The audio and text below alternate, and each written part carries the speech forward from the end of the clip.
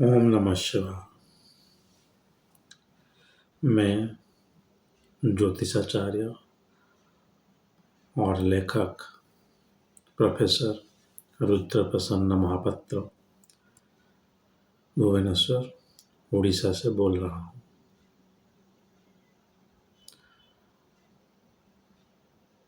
आपको एक अच्छा चीज़ आज मैं बताना चाहूँगा कि ज्योतिष शास्त्र में जो ग्रह आप देख रहे हैं, आप उन ग्रहों को बदनाम मत कीजिए, क्योंकि वो ग्रह जो हैं वो आपकी पूर्व जन्म की जो फल हैं उनको दर्शाते हैं। और एक बार बोलना चाहूँगा, ग्रह जो हैं वो आपके पूर्व जन्म की फल को दर्शाते हैं। तो फिर ग्रहों को ही बदनाम क्यों करना। एक उदाहरण के माध्यम से समझा देता हूँ। जैसे आपका जातक में मंगल नीच का है, याद रखिए जो ग्रह नीच का होता है वो आपके लिए अशुभ नहीं होता, लेकिन उस ग्रह से जुड़े हुए कोई भी पुण्य फल आपको नहीं मिल सकता।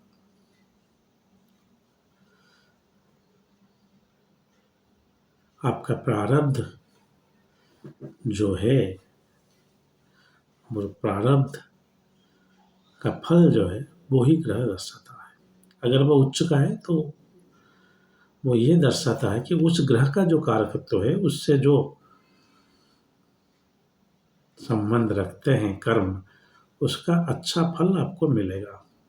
जैसे कि मंगल जो है एक हो गया आपका भूमि, और जिसको बोलते हैं कि लैंडेड प्रॉपर्टी, और भाई, छोटा भाई हो बड़ा भाई हो, मंगल का कारकत्व है। अगर मंगल नीच का है तो आप इनमें से कोई प्रॉफिट नहीं पाएंगे आपका। जैसे आपका लैंडेड प्रॉपर्टी हो गया, या भाई के साथ भाई आपको दगा दे सकते हैं। ठीक उसी तरह जब मंगल उच्च का होगा तो आपके लिए आपके भाई जो हैं वो अच्छे रहेंगे, आपका लैंडेड प्रॉपर्टी अच्छा रहेगा। कितना रहेगा वो ग्रह की जो षडबल है वो दर्शाता है। जैसे मेरा खुद का नहीं, उदाहरण के हिसाब से बता रहा हूँ। मेरा एक छोटा सा प्लॉट है, लेकिन किसी का 10 एकड़ का भी प्लॉट हो सकता है। दोनों का ही मंगल अच्छा है, लेकिन इस जातक में मंगल षडबल ही नहीं है, ज़्यादा पावर स्ट्रेंथ नहीं है, लेकिन उस जातक में मंगल ज़्यादा स्ट्रेंथ रखता है। सो ये जो षडबल है, स्ट्रेंथ है, ये किस चीज़ को दर्शाता है कि आपका पूर्वीय पुण्य कितना है। ठीक है, आपका जो इस ग्रह जो है उच्च का हो गया, वर्गोत्तम हो गया, तो ये तो अच्छा फल आपके जरूर देगा, लेकिन वो कितना देगा, वो जो कितना का बात जब आता है तब हम षडबल को देखते हैं, जो कि आपका जितना ज़्यादा षडबल उतना ज़्यादा आपका पुण्य। ठीक उसी तरह अगर वो ग्रह ज़्यादा बलवान है और नीच का बैठा है तो उतना ज़्यादा आपका कष्ट, पाप नहीं बोलूँगा, चलिए उस हिसाब से समझ लीजिए। तो ये होता है ज्योतिष। तो सिर्फ मंगल को मुझे क्यों कोसना, मंगल मेरा कर्म को ही दर्शाता है। इसी तरह हर कोई ग्रह आप उठा के देख लीजिए। शिव बृहस्पति हो गया, नीच का हो गया तो आप पढ़ाई नहीं कर पाएंगे जितना कोशिश कर लीजिए। उच्च का हो गया तो ऐसा आपका घर परिवार का परिवेश हो जाएगा कि आप जरूर पढ़ेंगे। तो मंगल शिव, तो बृहस्पति जो है वो सिर्फ आपका कितना आपका पुण्य बल है पढ़ाई करने के लिए वो दर्शाता है। शनि जो है कितना आपका पुण्य बल है कि आप इस जन्म में परिश्रम कर पाएंगे, ज़्यादा देर तक जीवित रह पाएंगे और सुस्त भी।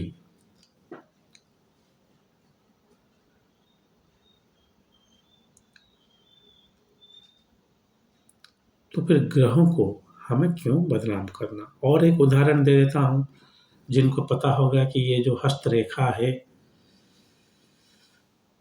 ये हस्तरेखा में कोई भी जो रेखा होता है वो आपके लिए अच्छा या बुरा नहीं होता।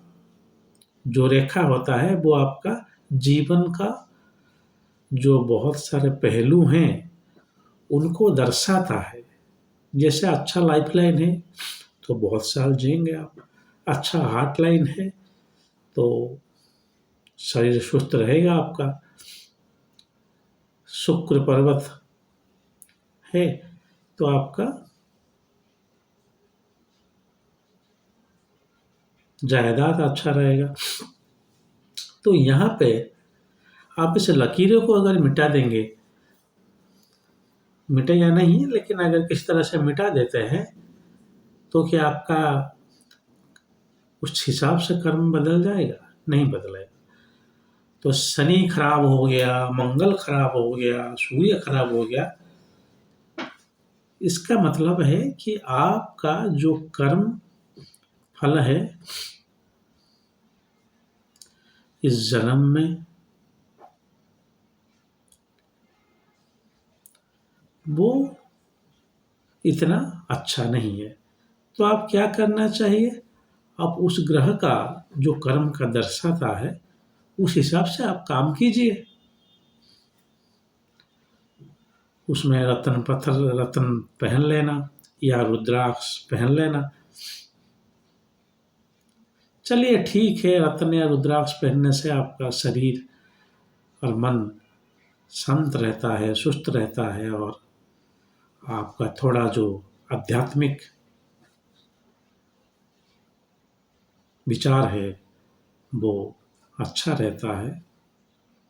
लेकिन कर्म तो आपको खुद ही करना पड़ेगा।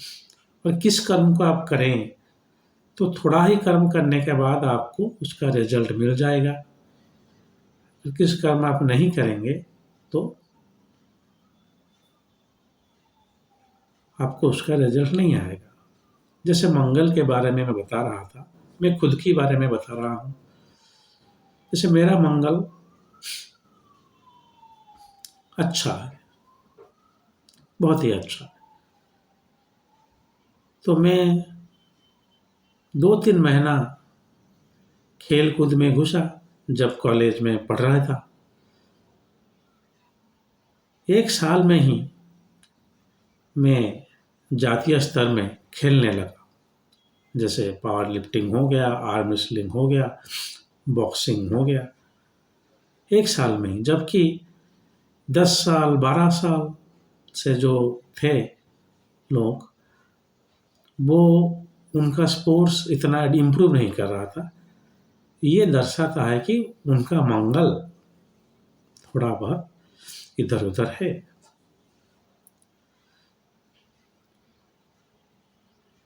मैं भी खुद चौंक गया था कि इतना जल्दी कैसे हो जा रहा है सब चीज़, क्योंकि पूर्व जन्म में आप इसको कुछ हद तक कर रखे हैं।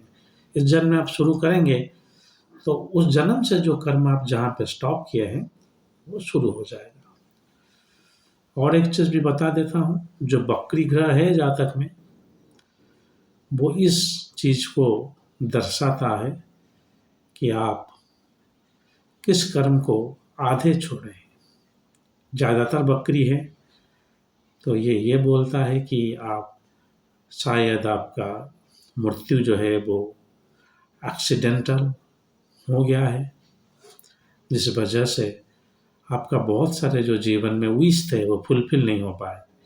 अगर कम ग्रह वक्री हैं तो वो ये दर्शाता है कि आप एक नेचुरल डेथ गए हैं, जिसमें कि आपका बहुत सारे प्रोजेक्ट जो लाइफ में जो विशेष हैं। एक आदमी 100 साल 80 साल जीता है, तो हालांकि उसको लगता है कि हाँ ठीक है, अच्छा जीवन जी लिए, तो उसका जो इच्छा है, उसका जो आग्रह है, वो खत्म हो जाता है। उस हिसाब से ग्रह इतना वक्री नहीं आएगा।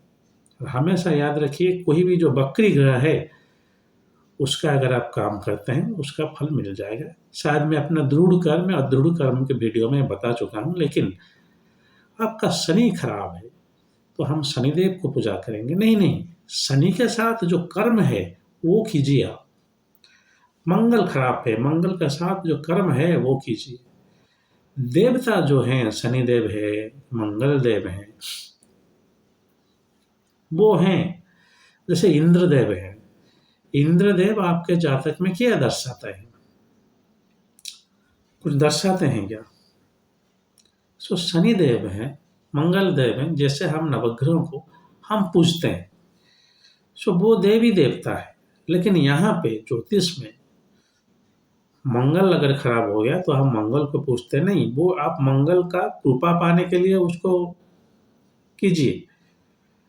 मंगल का जो कारकत्व है वो मंगल देव जो हैं वो आपको देने में थोड़ा बहुत सक्षम हो जाएंगे। जैसे सेम ही चीज़ है आपका रत्न पहनना, रुद्राक्ष पहनना, या किसी देवा देवी को पूजा करना, सेम ही चीज़ है कि थोड़ा कृपा मिल जाए, थोड़ा एक्सीलरेशन मिल जाए। लेकिन किस चीज़ को एक्सीलरेशन मिलना है, किस चीज़ को करने के लिए आपको कृपा चाहिए, वो तो आपको करना पड़ेगा ना। तो ज्योतिष, जो अच्छे ज्योतिष हैं वो हमेशा ही बोलते हैं कि आप ये सब काम कीजिए, ये काम मत कीजिए। जैसे अगर चंद्रमा नीच का हो गया तो आप मौसी हो गए, आपका माँ हो गए,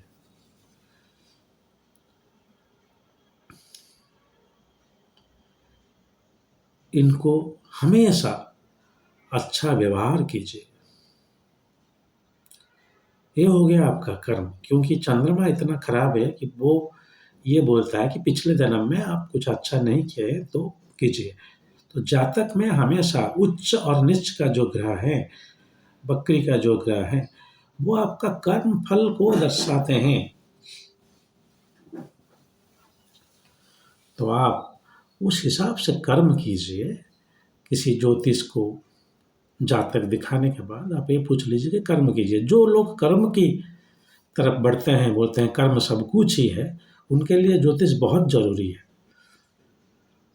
क्योंकि अगर आप जान पाएंगे कि पिछले जन्म में कौन सा कर्म आपका छूट गया था, कौन सा कर्म आप बुरा किए हैं, जो कि इस जन्म में आपको सही करना है, ये है ज्योतिष।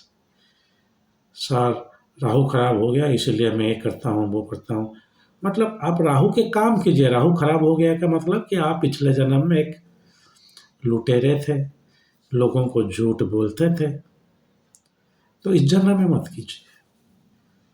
सो राहुदेव के पास जाना, पूजा करना, वो सब, जैसे क्या मैं बोलूँगा, कैसे बोलूँगा कि आपके पास सिर्फ किताब रख देने से आप ज्ञानी नहीं हो जाओगे।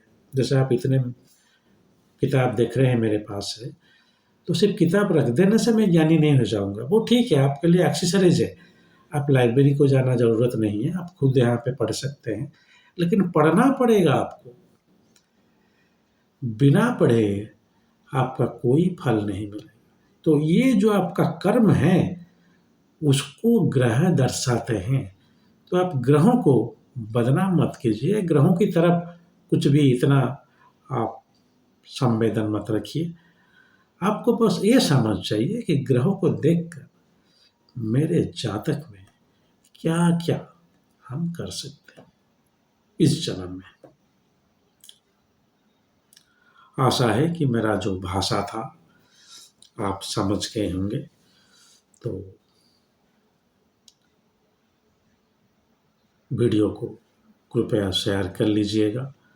मैं चाहता हूँ बहुत छोटा-छोटा वीडियो बनाने के लिए, लेकिन नहीं बना पा रहा हूँ।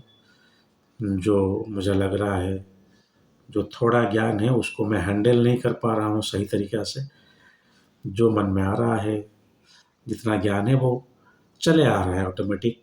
सो थोड़ा आपको अगर सही नहीं लग रहा होगा तो उसके लिए मैं क्षमा चाहता हूँ। लेकिन अनुरोध है कि आप एक बार सुन लीजिए, उसके आपका बहुत सारे जो डाउट्स हैं उनको क्लियर हो जाएगा। चलिए आज के लिए इतना ही। अगर महादेव ने चाहा तो और एक वीडियो के साथ बहुत जल्द आपके सम्मुख उपस्थित होऊँगा। आज के लिए आज्ञा दीजिए। ओम नमः शिवाय।